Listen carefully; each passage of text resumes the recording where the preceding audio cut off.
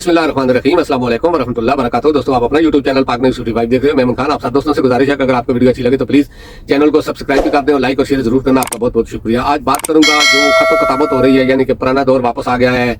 वही खून से खत लिखे जा रहे हैं, यानी कि एक कलम से खत लिखे जा रहे हैं, खून में डुबो डुबो कर लिखे जा रहे हैं और खतों का दौर है। और ये बात मुझे अब याद आ रही है कि हमने सनम को खत लिखा, खत में लिखा। अब ये आजकल इस वक्त खतों का दौर चल रहा है और खत कोई मशूक अपने आशिक को या आशिक अपनी मशूक को नहीं लिख रहा है। यहाँ पर मशूक भी दूसरे लोग हैं और आशिक भी दूसरे लोग हैं। आशिक एक लड़की है जो अपना नाम रेशमा बताती है, और रेशमा कौन है, या खत वीडियो ऑडियो रिकॉर्डिंग करने वाली रेशमा कौन है और खत लिखने वाली रेशमा कौन है, ये आप मुझसे बेहतर जानते हैं। लेकिन जो आगे आशिक है वो सुप्रीम कोर्ट के जजेस हैं और हाई कोर्ट के जजेस हैं। यानी कि हाई कोर्ट के जजों को जो खत मिला धमकी अमेज, उसमें खोपड़ी का निशान था लेकिन अंदर से खाली थी। अब आप सोच सकते हो कि खोपड़ी अंदर से खाली किन लोगों की है, लेकिन वो धमकी अमेज खत मिले थे। वजह यही थी कि एक चीज को थोड़ा सा आगे पीछे करना है। देखिए, सुप्रीम कोर्ट के जजों की भी ठीक ठाक सिक्योरिटी होती है, लेकिन उनके घरों में भी क्रैकर हमले हुए, उनको भी धमकियां दी गई, उनके घरों में भी कैमरे लगाए गए, उनके घरों की भी रिकॉर्डिंग की गई, उनकी भी ऑडियो वीडियो रिकॉर्डिंग की गई। यानी कि वो खुलेआम कहीं भी नहीं जा सकते थे अपनी फैमिली के साथ भी, उन पर भी पाबंदियां थी। लेकिन ये जो खाता है, इसमें एक बात तो खुल गई कि रेशमा अब इनके बगैर नहीं रह सकती।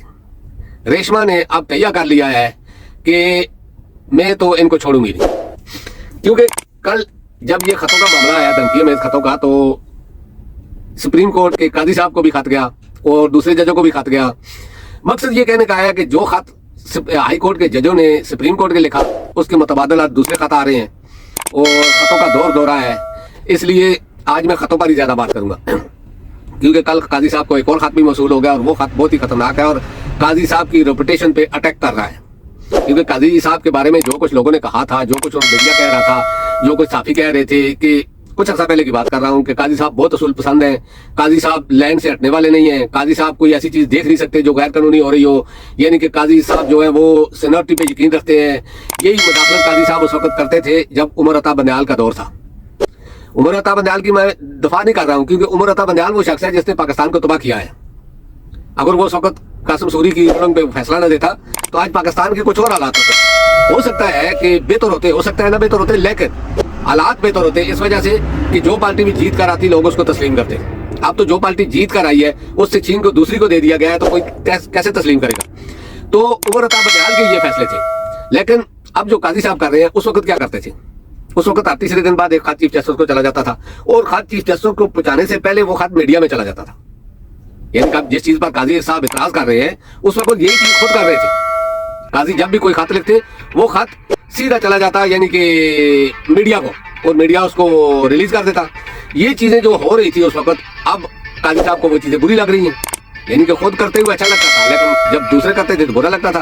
काजी साहब का इमेज ऐसा बनाया गया था जब असूल पसंद, यानी कि हर चीज सिनाप्टी पे देखते थे। लेकिन कल का एक खत जो पेशावर हाई कोर्ट के चीफ जस्टिस ने लिखा, उसने सारा पोल खोल दिया। वो खत इतना यानी कि अहम है इस वक्त।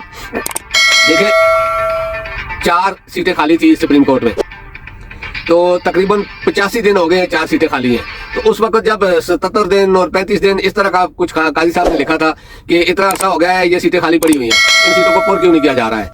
तो कहने का मकसद ये है कि उस वक्त तो काजी साहब को दिन गिनते थे, काजी साहब घंटे गिनते थे और मिनट गिनते थे।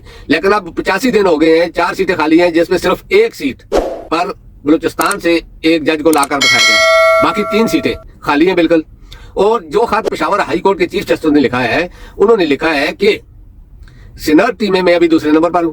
पहले नंबर पर इस्लामाबाद हाई कोर्ट के चीफ जस्टिस आमर फारूक हैं और दूसरे नंबर पर मैं, और मेरा नाम उस लिस्ट में शामिल नहीं है जो लिस्ट सुप्रीम कोर्ट के जजों के लिए मखसूस है, यानी कि लेने के लिए, जो जज भी लेने के लिए।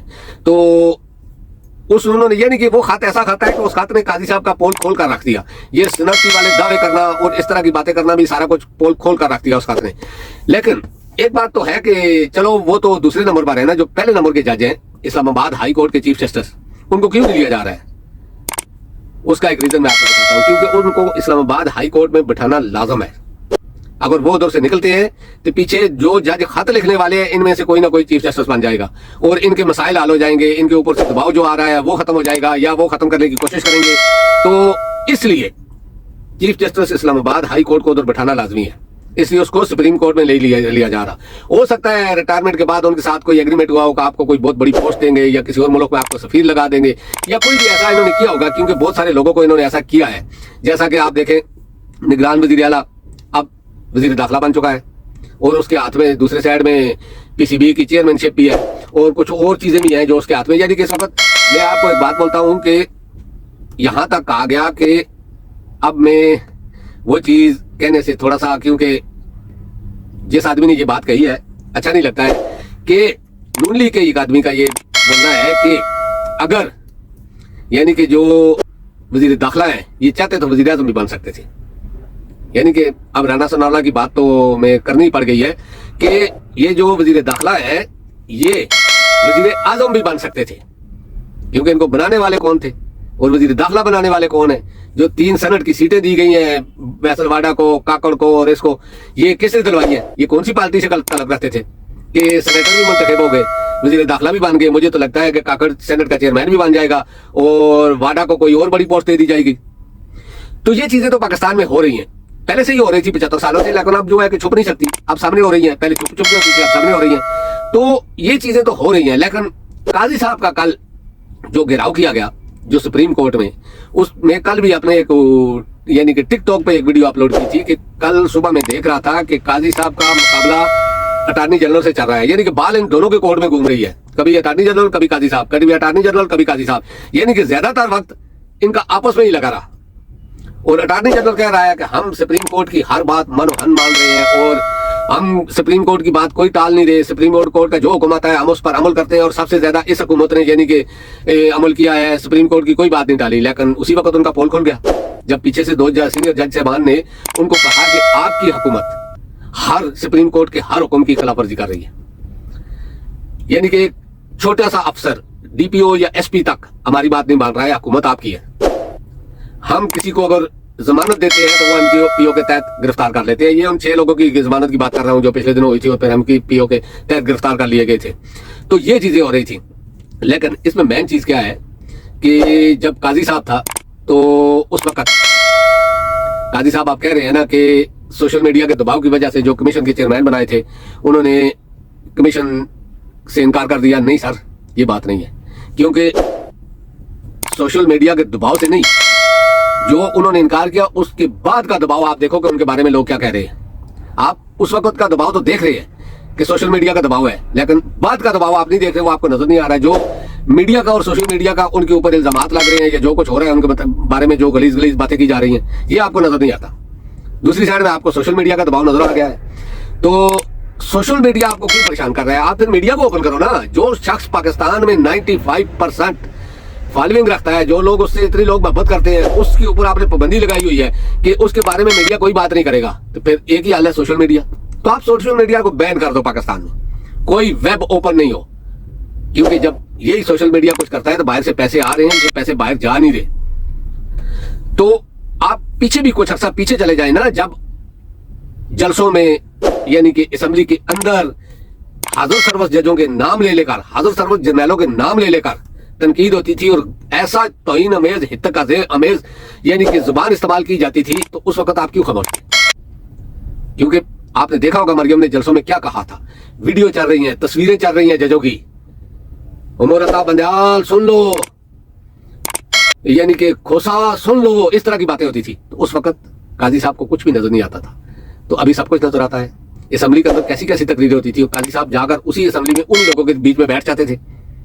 काजी साहब को उस वक्त तो ये सब चीजें नजर आ रही थी, लेकिन अब न सीनियरिटी नजर आ रही है, न जजों के ऊपर जो दबाव है या धमकी अमेज खत लिखे जा रहे हैं या जो कुछ उनके ऊपर प्रेशर था, उनकी वीडियो बनाई गई, उनके कैमरे लगाए गए, ये सब कुछ नजर नहीं आ रहा। सिर्फ ये नजर आ रहा है कि सोशल मीडिया की वजह से वो कमीशन हट गया है। लेकिन असल बात क्या है कि उन्होंने खुद इस चीज को जब जांच करके सारा कुछ करके उन्होंने देखा कि ये खत जो मेरे को कमीशन बनाया गया है 6 जजों के, हाजिर सर्वस जजों के, सीनियर जजों के, हाई कोर्ट के, मैं नहीं तफ्तीश कर सकता, क्योंकि उन्होंने खत ही लिखा है ये यानी कि कौंसल को, सुप्रीम के जो कौंसल है उसको लिखा है। मकसद ये है कि फिर उस पर आप 2 जज मिलकर फैसला कर रहे हो, तो बाकी किधर है? बाकी बोर्ड किधर है? जो लोग बाकी भी सिलेक्ट हैं वो किधर है? उनमें से कोई एक भी नजर नहीं आ रहा। सिर्फ आप 2 जज इस चीज का कमीशन का फैसला कर रहे हो, वज़ीर आज़म से मुलाकात करके उसमें सारा कुछ तय कर रहे हो। तो इन चीजों ने आपके ऊपर दबाव डाला, और दूसरी साइड में ये चीजें जो गैर कानूनी हो रही थी, क्योंकि हुकूमत का कमीशन बनाना बनता ही नहीं था, और वो भी एक रुकनी, क्योंकि ये खत लिखा गया था सुप्रीम जुडिशल काउंसिल को, तो कमीशन भी उनका हक बनता था। आप उसमें बैठाते हाजिर सर्विस जज, वो यानी केस की सरबराही करते, 2-4 जज होते, तो फिर ये बात बनती थी, क्योंकि ये बाहर आम मामला नहीं था, ये खास मामला था। तो दोस्तों अब देखो कि रेशमा क्या करती है, और रेशमा के बाद एक और भी सामने आई है। तो अब तो चर्चे होंगे रेशमा के, रामन ने सजन को खत लिखा, खत में लिखा, तो अब देखते जाओ क्या होता है, रेशमा का क्या हाल होता है। रेशमा को कोई गिरफ्तार कर तो नहीं सकेगा, क्योंकि रेशमा बहुत अर्सा पहले से वीडियो भी चला रही है, और रिकॉर्डिंग भी कर रही है, खत भी लिख रही है, धमकियां भी दे रही है, जलसों में भी, तकरीरों में भी। तो रेशमा तो अब बहुत पावर में है इस वक्त। तो देखो आगे क्या होता है। तब तक के लिए मुझे इजाजत हो, इंशाल्लाह नेक्स्ट व्लॉग में आपसे मुलाकात होगी। अल्लाह पाक आप सबको अपनी ज़बान में रखे। अल्लाह हाफिज़, अस्सलाम वालेकुम व रहमतुल्लाहि व बरकातहू।